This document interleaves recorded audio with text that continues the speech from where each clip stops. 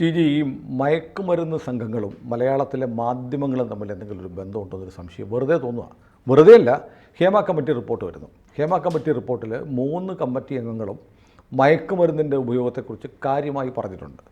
പക്ഷേ മീഡിയ ചർച്ച ചെയ്യുന്നത് ലൈംഗിക അതിക്രമങ്ങളെക്കുറിച്ച് മാത്രമാണ്. ഇപ്പോൾ നോക്കൂ, ഒരുപാട് നടിമാർ, നമ്മൾ കേട്ടിട്ട് പോലും ഇല്ലാത്ത ആളുകളൊക്കെ ഓരോരുത്തരുടെ പേര് പറയുന്നു, അവർക്കെതിരെ അന്വേഷണം നടക്കുന്നു, മീഡിയ വലിയ ചർച്ച ചെയ്യുന്നു.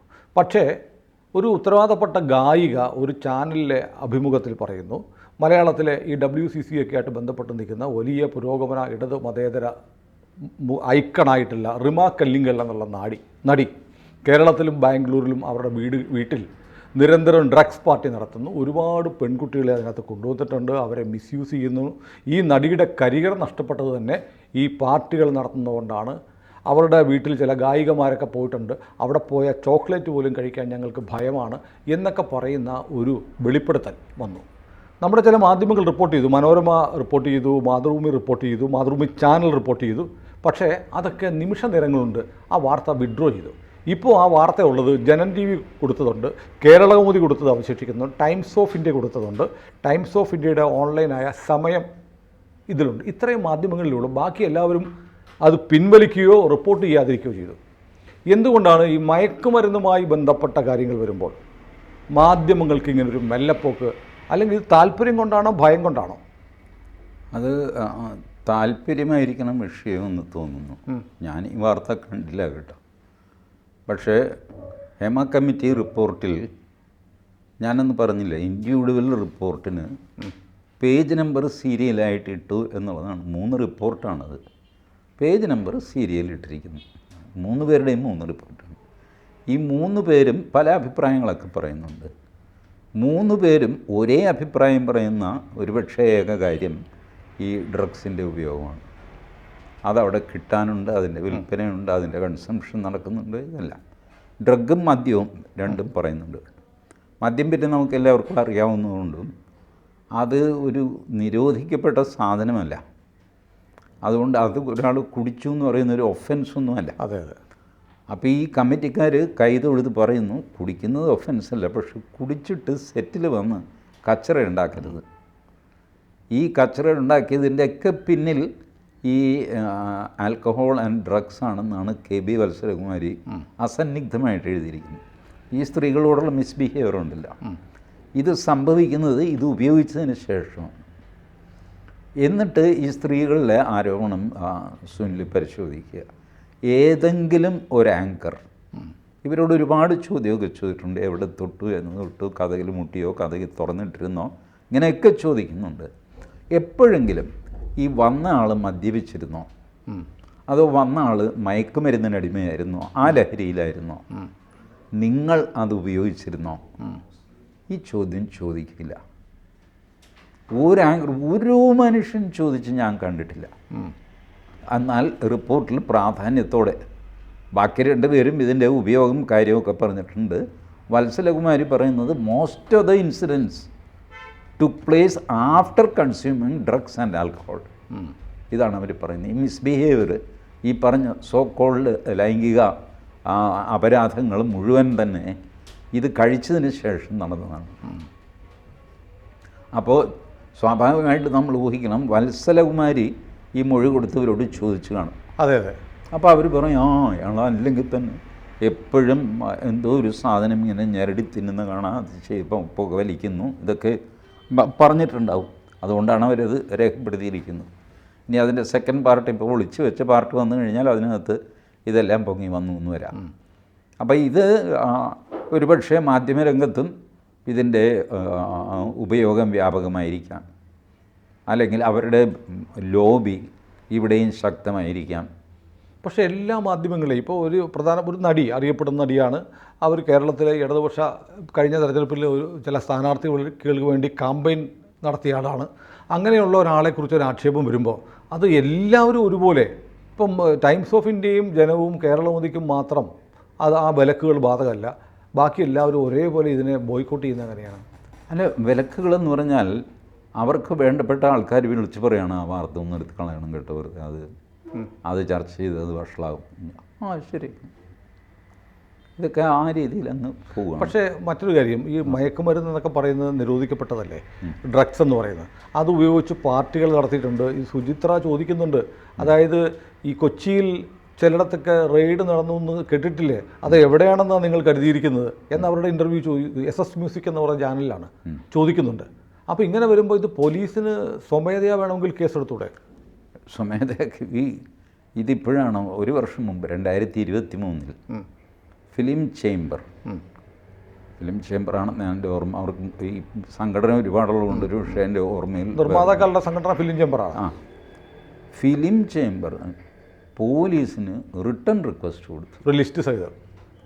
അവർ ആദ്യം ചെയ്തത്, ഞങ്ങളുടെ സിനിമ ഷൂട്ടിംഗ് സ്ഥലത്ത് നിങ്ങൾ റെയ്ഡ് ചെയ്യണം പ്ലീസ്. ആദ്യമായിട്ടാണ് ആൾക്കാർ ഇവിടെ വന്ന് റെയ്ഡ് ചെയ്യണം. കേട്ടോ, കിടക്കപ്രതിയില്ല ഇതുകൊണ്ട് പോലീസ് റെയ്ഡ് ചെയ്തില്ല. ഇവരെന്നിട്ട് ഇത് ഉപയോഗിക്കുന്ന ആൾക്കാരുടെ പേര് വിവരം ഒരു സീൽഡ് കവറിൽ DGPക്കോ മറ്റോ കൊടുത്തു.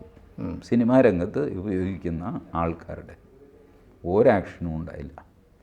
പിന്നെ പേരിന് അവസാനം വല്ലാത്ത പ്രഷറായി കഴിഞ്ഞപ്പോൾ 1-2 സ്ഥലത്തുനിന്ന് പോയി, അവിടെ നിന്ന് ഒന്നും കണ്ടില്ലല്ലോ, അത് സാരമില്ല, അതെന്തോ മദ്യത്തിൻ്റെ ബിയറിൻ്റെ ഒരു കുപ്പി കണ്ടു, അതൊന്നും വലിയ കേസല്ലല്ലോ, അങ്ങനെ അങ്ങ് വിട്ടു.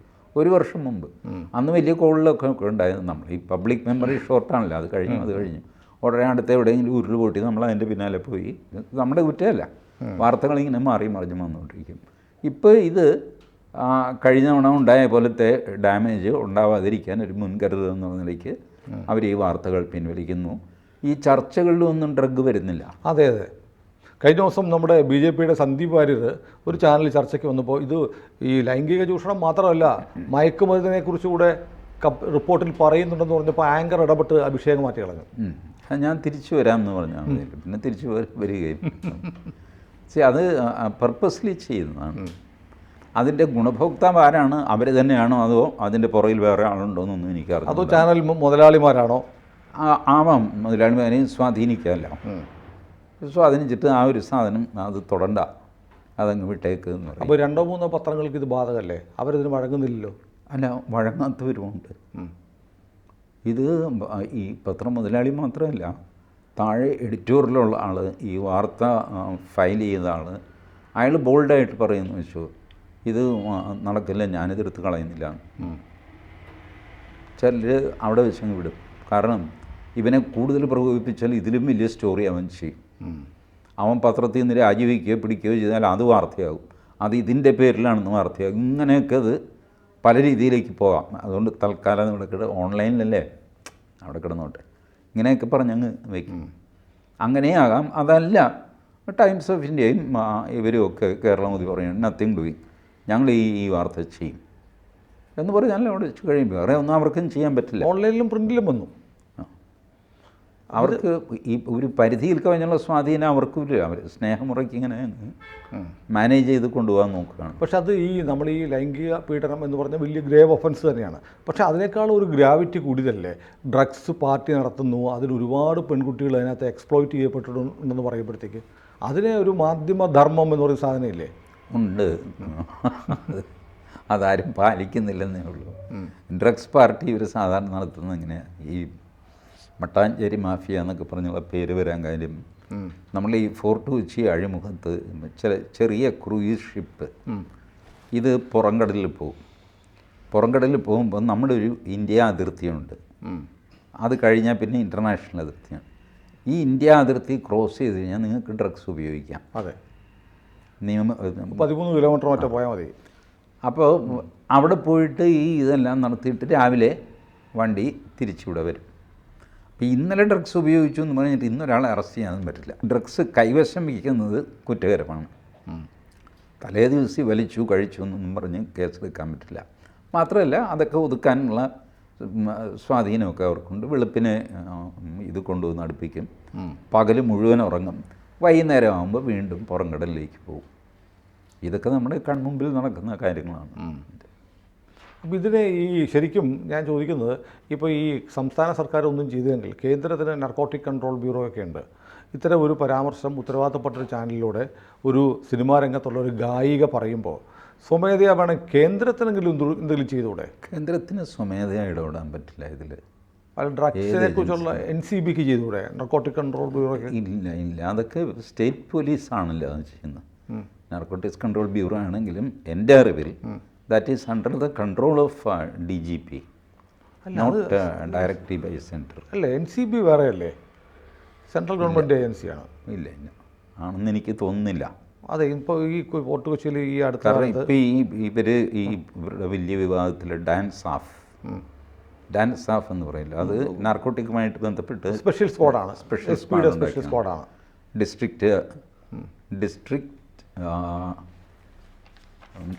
ഡാൻസ് ഓഫിലെ നാർക്കോട്ടിക്കാണ് ഞാൻ പറയാം. അപ്പോൾ അങ്ങനത്തെ ഫോഴ്സ്, ആക്ഷൻ ഫോഴ്സ്, അതാണ് ഡാൻസ് ഓഫ്. അതൊക്കെ കേരള സർക്കാരിൻ്റെയാണ്, കേന്ദ്രത്തിൻ്റെ. District anti narcotic special action force അതാണ്. അപ്പം അവർ പക്ഷേ ഈ ആൻറ്റി നാർക്കോട്ടിക് പോയിട്ട് അവർ സ്വർണം പൊട്ടിക്കാനായിട്ട്. അതെ, പേര് നാർക്കോട്ടിക്, സ്വർണ്ണക്കടത്തായിരുന്നു. സ്വർണ്ണക്കടത്തല്ല, സ്വർണ്ണം പിടിക്കൽ. അല്ല, ഇപ്പോൾ പുതിയ വിവരം വന്നിട്ടുണ്ട്, ഇവർ പിടിച്ചെടുത്ത സ്വർണം കസ്റ്റംസ് ആക്ട് പ്രകാരം അത് ഒന്നും ചെയ്യാൻ പാടില്ല, പോലീസ് അത് ഉരുക്കി.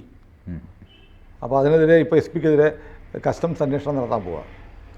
ഞാനത് എന്തൊരു പോഷക്കാണ്, കസ്റ്റംസ് അന്വേഷിച്ചിട്ട് എന്ത് കിട്ടാൻ പോകുന്നതാണ്. ആ കസ്റ്റംസും ഈ SP-യും ചേർന്നിട്ടാണ് ഈ നാടകം കളിച്ചുകൊണ്ടിരുന്നത്. എന്നിട്ട് പറയാം SP-യുടെ പേരിൽ കസ്റ്റംസ് അന്വേഷിക്കാൻ പോകും. ഇത് നമ്മുടെ മറ്റേ സ്വർണ്ണം കടത്ത് പോലെ ഇങ്ങനെ നിരങ്ങി പോകും. അതെന്ത് ഭയങ്കോട്ടെ, ഈ ഡ്രഗ്സ് ഇവർ കവർ ചെയ്യാത്തത് ദുരൂഹമായ ഒരു കാര്യമായിട്ടിരിക്കുന്നു. ഒരു പരാതി വന്നിട്ട് പോലും, കാരണം ഇപ്പം നമ്മുടെ ജയസൂര്യക്കെതിരെ വന്നു, മുകേഷിനെതിരെ വന്നു, പറഞ്ഞപ്പോഴേ തന്നെ വലിയ വാർത്തയായി. ഇപ്പോൾ ഒരു ബംഗാളി നടി രഞ്ജിത്ത് വളയിൽ പിടിച്ചു എന്ന് പറഞ്ഞപ്പോഴേ ഇവിടുന്ന് ക്യാമറാമാനെ, റിപ്പോർട്ടറെ കൊൽക്കത്തയ്ക്ക് വിട്ടു അവരുടെ ബൈറ്റ് എടുക്കാൻ. ആ മാധ്യമങ്ങളാണ് ഉത്തരവാദിത്തപ്പെട്ട അറിയപ്പെടുന്നൊരു ഗായിക കേരളത്തിലെ ഒരു നടിക്കെതിരെ ഡ്രഗ്സ് പാർട്ടി നടത്തുന്നു, ഒരുപാട് പെൺകുട്ടികളെ എക്സ്പ്ലോയിറ്റ് ചെയ്തിട്ടുണ്ടെന്ന് പറഞ്ഞിട്ട് വാർത്ത പോലും കൊടുക്കുന്നില്ല. അതിന് കാര്യമേ, ഈ നടി പറഞ്ഞത് പരാതിയാണ്, മറ്റത് വെളിപ്പെടുത്തലാണ്. വെളിപ്പെടുത്തൽ കൊടുക്കും, പരാതി കൊടുക്കില്ല, അത്രയേ ഉള്ളൂ. ഇതിന് ഉപയോഗിക്കുന്ന പേരുകളാണ്. ഒരു സാധനത്തിൻ്റെ പ്രാധാന്യം കൂട്ടാനായിട്ട് വെളിപ്പെടുത്തൽ എന്ന് പേര് കൊടുത്താൽ മതി. അപ്പോൾ എല്ലാവരും വെളിപ്പെടുത്തൽ, ഇങ്ങനൊരു പരാതി ഉണ്ടെന്നും ആ പരാതിയൊക്കെ അവിടെ നിൽക്കട്ടെ. ഇയാളുടെ പരാതി എന്താ, എന്നെ കുത്തിക്കൊന്നു എന്ന് പറഞ്ഞാണ് പരാതി. മറ്റേ വെറുതെ ഞാൻ മീശ എടുത്തെന്ന് പറഞ്ഞുള്ള വെളിപ്പെടുത്തലാണ്. അപ്പം മീശ എടുക്കുന്നത് കാണാൻ ആൾ കൂടും, വെളിപ്പെടുത്തലാണ്. ഈ വാക്കിട്ട് കളിക്കുന്നത്. ഏതായാലും മലയാള സിനിമയിൽ പൊരിച്ച മത്തി വിവാദം ഉണ്ടാക്കിയ നടിയാണിത്.